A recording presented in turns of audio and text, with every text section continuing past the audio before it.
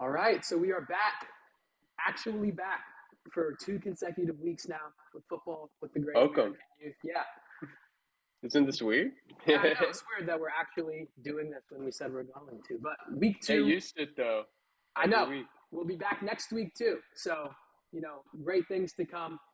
And yeah, I guess we can jump straight into it. Not too much introductions, I guess, into the episode with NFL stories to start off with. And this offseason, I think one of the biggest things was the quarterback market. We saw Jalen Hurts, Lamar break the quarterback market, and then Burrow and Herbert, now the two highest paid quarterbacks in the league. And both of them started off 2-0. I think with Herbert, maybe less so Oh, than and two. Burrow, or 0-2, yeah, sorry. I think with Herbert less so, you could probably, Herbert has done a bit better offensively. He threw for over 300 yards this last game. So the offense is moving in Los Angeles, but in Cincinnati, it's looking bad. Sketchy over there. Yeah, and I mean, still, regardless for both of them, not the starts that either team wants to see. And, with the quarterbacks they have, that they're elite, so you'd expect for them to be able to rebound and do something, but very real possibility that neither one of these teams makes the playoffs this season, especially the Bengals. Both of their losses were in the division already. They were both AFC North losses, so it's going to hurt them a lot going into some of those tie breaks later in the season. I think one thing to note is the Bengals did start really badly last year too. They started 0-2, maybe 0-3 it was, but they did bounce back. I remember Joe Burrow deleted all his social media, deleted everything. They ended up turning it around. The one thing is, in those 3 games they did lose, he was playing like Joe Burrow. In these first 2 games, this looks like a rookie quarterback out there. It does not look like the Joe Burrow we know. And I don't know what changed because it seems like the same line, same offensive pieces. Yeah, I do think that injury, the calf injury he had preseason, he re-aggravated that this past week, and it seems like maybe that's holding him back somewhat, but still, it's nowhere close to the Joe Burrow that we've seen, and that is now the highest paid quarterback in the league. So, yeah, I mean, I think actually technically Mahomes restructured his contract this week, and technically became the highest quarterback again for the next 4 years. I think it's going to be – they could all do that if they technically want it. It's just about when the money's coming in. Yeah. It doesn't mean anything, though. But for them, it's a status thing, I'm sure. But obviously the other story of the week, everyone heard about it. Everyone probably saw it, unfortunately. Yeah, Nick Chubb, hopefully he gets better soon. He's likely out for the season. Sorry, Matt Levin. I mean, you kind of deserve that. Not really sorry. I'm sorry for Chubb, not sorry for Matt. Yeah, exactly. I feel bad for that Bengals offense, the Browns offense. I mean, everyone but Watson, of course, Yeah. And from those stories, I guess one of the more exciting games of the week really was the Commanders game this week. I mean, were you watching live? Did you see the? I did. I more watched the second half of the game. I was watching Red Zone the first half, and I saw we were down 21-3, and I was like, well, that's game. My dad texted me lost already. I was like, okay. Literally, I saw 21-3, and I was like, yeah, it's over. I was like, great. That's it. I mean, coming into this game, I had low expectations. I did not expect us to come away close to winning. But I mean, we turned it around. I mean, it was a rough start, obviously, but the offense kind of put the pieces together. I mean, I think he still really likes, not still, but he likes Curtis Samuel. He likes Logan Thomas. He's kind of utilizing all the weapons, and Brian Robinson he's kind of becoming a workhorse. I like him. I know, it's been going good. That last sequence was crazy, though, with the Hail Mary from Russell Wilson that was caught in the end zone to put the Broncos within 2. Gave me a heart attack. I know, but then that final picture, Benjamin St-Juste, they tried to call it. Some people were trying to call PI on that and complain, but I don't. No, you don't call that there. In that situation, you let them play it out. That's game. St-Juste called game. We beat the Broncos and up to 2-0. So pretty. If you told me that to start the season, I would have been like, nope. Even looking at our schedule, I would have been like, nope. So I'll take this. Yeah, I'd say solid start for the Commanders so far. All right, and then I guess Commanders doing well. That's the NFL stuff. We'll get into our fantasy stuff right now. I guess I'll let you Well, my week, you can see mine at the top. Brutal for me. Yusuke just handled me. I'll let you. We'll get into that. But let you talk around the league, scores because mine was not very good at all. Yeah, around the league, Matt Cohen. I think he actually became 2-0. He took down Ian with a 149 high score, the highest of the week. Pretty dominant for him. Adwin became 1-1 with thanks to the Nick Chubb injury. He defeated Matt Levin. I remember that. I was watching.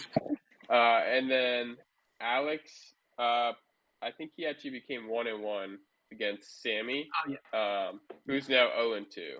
But yeah, that's Sammy and Ian, the two champs from last year, are 0-2 to start the year. Something to note. Interesting. But as you can see, I took the dub pretty easily again. Dropped the same 130 bomb. But we'll get into that matchup. I mean, overall, nothing too surprising around the league, though. Yeah, so solid. Last week was definitely slow in terms of like the scores. It was only like 3 teams, barely above 100. This felt like a regular. It picked up this week, though. So this felt like regular fantasy football again. So yeah, and I guess the standings, baby. Yeah, you're at the top, sitting most points. They projected you at 9 to start the season. They didn't That's disrespect, man. They didn't anticipate your ride. I love it. I kept those receipts, though. I never forgot about that. Don't worry. I mean, 262. If you told me I had dropped 262 in 2 weeks, that's pretty good. Especially after the season I had last year. Pretty happy with it. I mean, you're having a good season too. Yeah, I can't. You got 5. I mean, that's disrespectful still a little bit, I would say. Still disrespectful, but it's fine. I don't know. I feel good generally. It is so early in the season. You can never really put too much. I won my first 3 games last year and lost out everything. So, I don't want to try to put too much stock into the early games, but definitely feel good about my team right now. I feel like we have a lot more. Granted, I'm going to say this. You never know what's going to happen in fantasy, but feel a lot more comfortable with my team and, the projections and what it's going to end up doing this year. I think one thing to know early about the standings, especially considering our league, is everyone that made the playoffs last year is on the outside looking in right now, except for Matt Cohen. And that's pretty wild. That means everyone and I think Joel too, actually. Yeah. But besides that, everyone else is. Yeah, I was saying, me, you, Adwin, and Yusuke were all out of the playoffs. We were losers bracket. And now we're in the top. We're all top 6. We're all playoff spots right now. Look at that. See, it's just a little bit different now. We're changing the league. 82%. 82%. What is one more dub going to do to that? Yeah, that's what I want to see. That's just what I want to see. Let's keep this train going, baby. Keep it going. Yeah, let's get into these next week matchups. I mean, I'm very excited for mine. Well, yeah, so I guess we're going over this past week. Before we can get into next week, I got to revisit the pain of last week. Yusuke just brutalizing me. I don't feel too bad. This is one of the losses where the other team does so well that you're just kind of like, okay. At a certain point, I was just like, doesn't really matter what my team is going to do. This is an L regardless. I think almost all of Yusuke's starters got touchdowns. Kenneth Walker, literally everyone double digits except for the kicker and his defense, and those got 9 and 8 respectively. His team just kicked it out of the park this week, second highest scoring.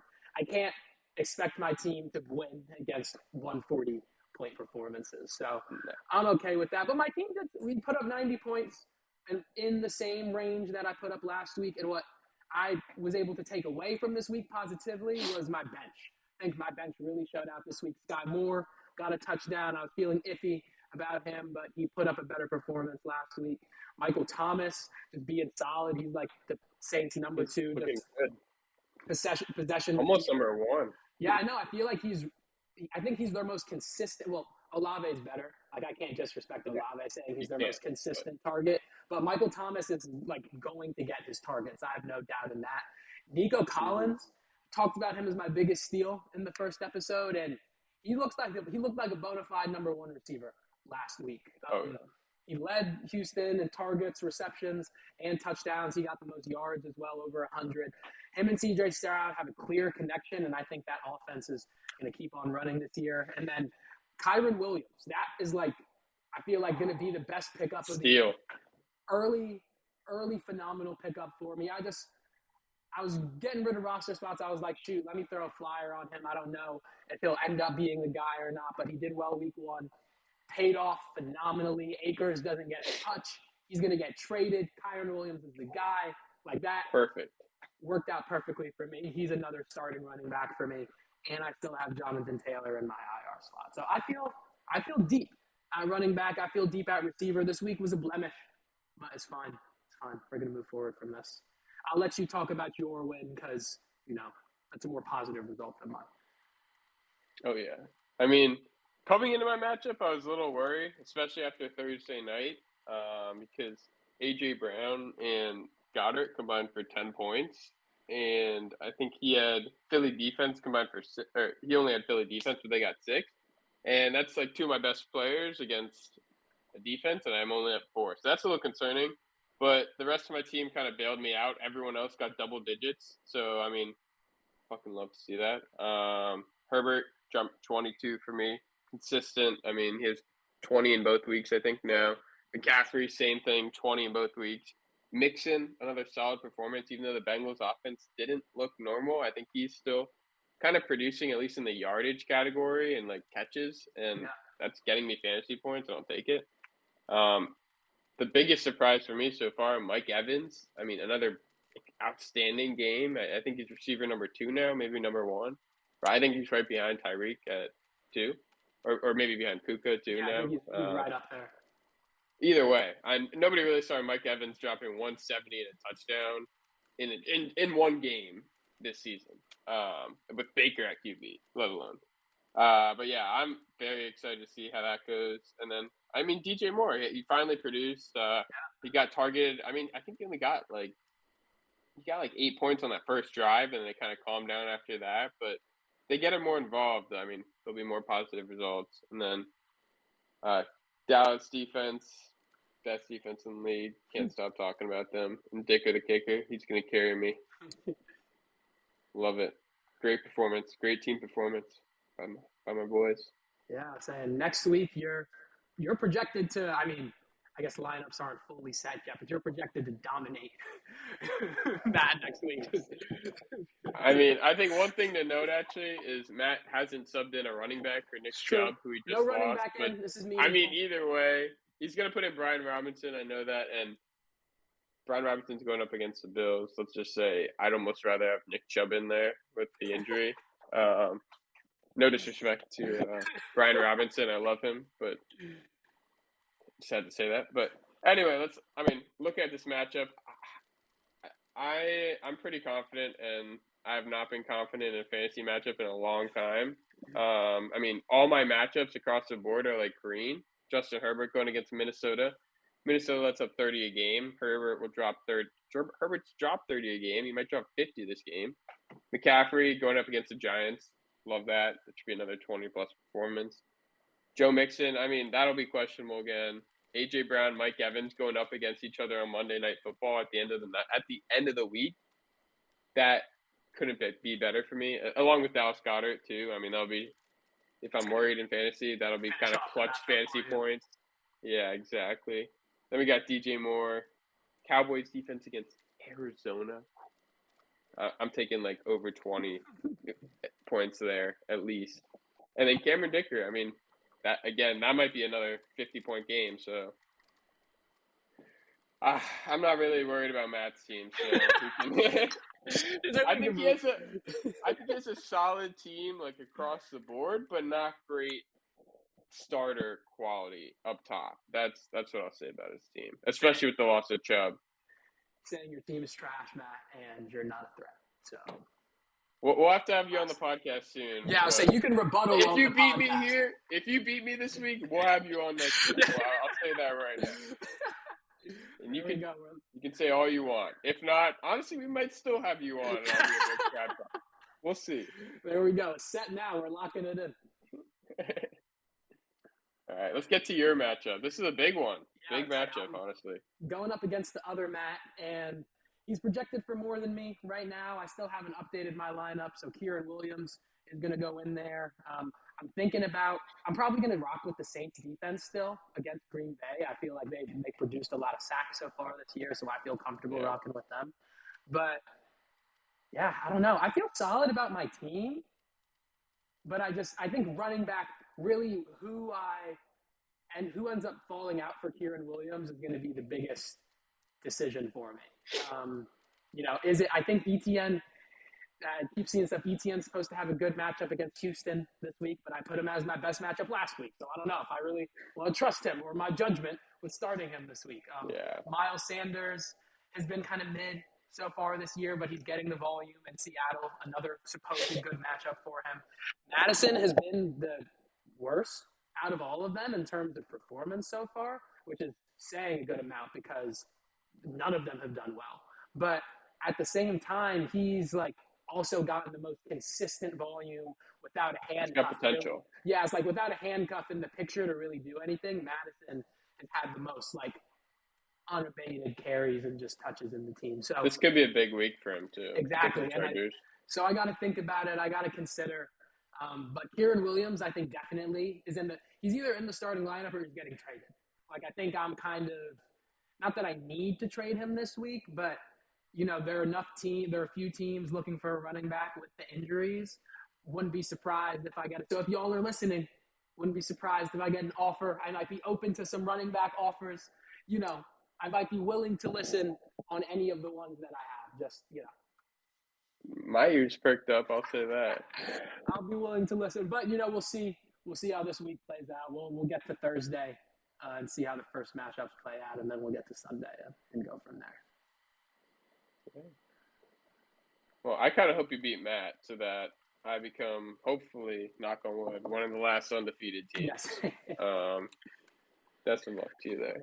Yeah, and then we got a new segment. Yeah, so it's a little bit different. I guess we did the betting stuff, so we're kind of fiends for the over-unders anyway. And you guys know that. Instead of putting actual money on it or doing it for other stats, we're going to do it for fantasy points, half PPR for the projections or for top projected players in each of our matchups for every week. So I guess I'll let you get started with yours and kind of talk through them. But yeah, that's what this is going to be going forward. Yeah. So I picked Justin Herbert, and I think the 20.1 points against Minnesota, I honestly think that's kind of low. I'm going to take that over. That's why I put him there. I thought that was a little disrespectful. He's dropped 20 a game, and he's going up against a kind of crappy defense, if I say so myself. Good defensive coordinator, crappy defense. They still kind of putting it together, so I'm going to take that over there. What do you think with that, Anthony? Are you going over or under? I feel like over is solid for that. I think the Chiefs. I think the Vikings have I don't know, their offense is built for shootouts. I feel like we've seen that this season. That's kind of just the nature of their team. They get into a lot of those, and they can keep up with an offense as well. So I could see this being a really high-scoring game. Yeah, I like that call. And then I picked Zay Flowers from Matt's team because he's been interesting this year. I think he's kind of overperformed, or at least kind of beat out the expectations people had for him early on. I mean, you could say that's because of the Odell injury and kind of Mark Andrews not being super. I mean, he was out week 1 too, so you could put it on that. But I think this will be a real question mark. This game, will he produce 3 straight games in a row? And I'm going to take the under here. I kind of think the Colts defense kind of shuts them down. Not necessarily the whole offense. I think they'll be able to score, obviously, still put up some points. But I think that AFC South has some kind of gritty defenses. They kind of shut the Texans defense, was able to shut them down only 26 points, I think it was.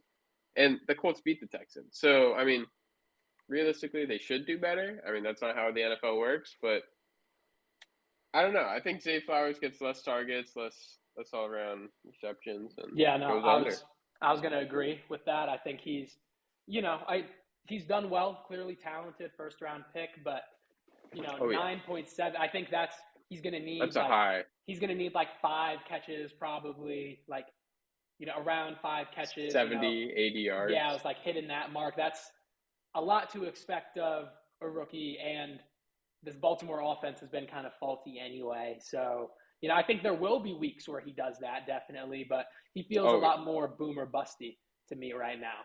A lot of receivers in that Baltimore offense, that just it seems like it's going to be a week-to-week type of thing there. Definitely, 100%. A lot of teams have that, but yeah, I mean, it's kind of the early weeks of the season, so we'll see how that fleshes out. But we agreed on those picks. Do you want to take us through your picks? So my first one, I forgot the S on his name, but Kieran Williams, my top pickup from a week ago, now going to end up being in my starting lineup.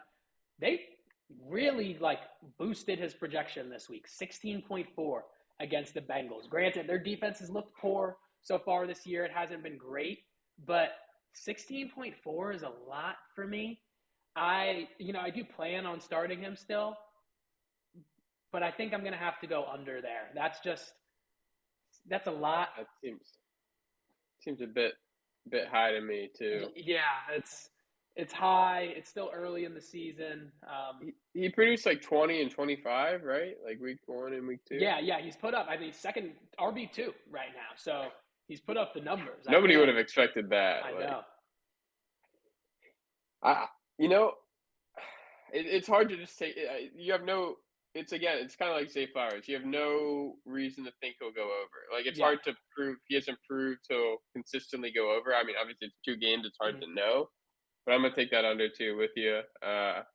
It's hard to trust him this early. And then Pollard.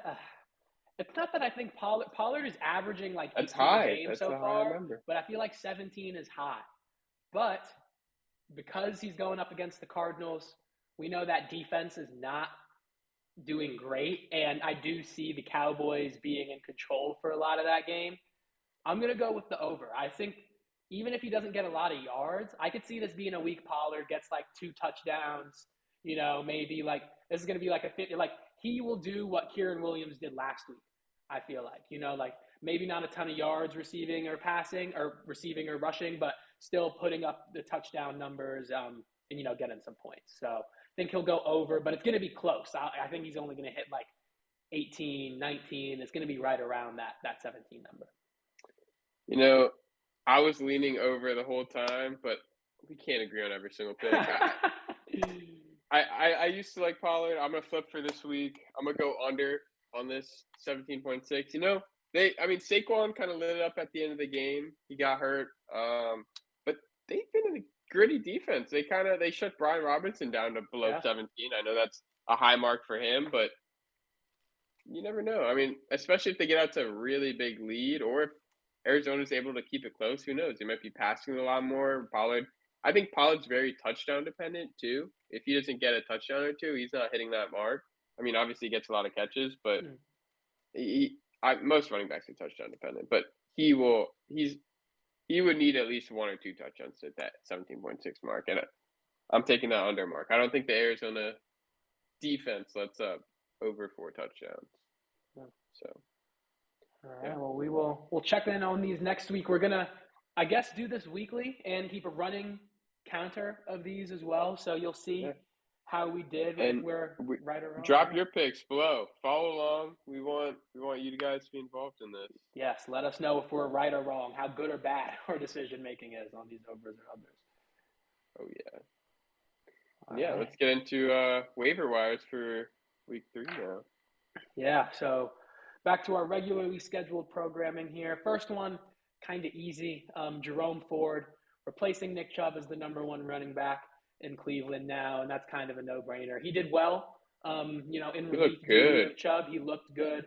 I think Stefanski, he said publicly, they're committing to Ford as their number 1 guy for the time being. I saw they brought in Kareem Hunt for a visit, so seems like they're exploring other running back options, and maybe, a week or 2 down the line, that ends up being something that limits Ford's potential. But at least for this week and the foreseeable future, he's going to be the guy in Cleveland, and that's an offense that should be doing things. So I think that he's a solid pickup just as a flex, substitute guy, fringe RB2.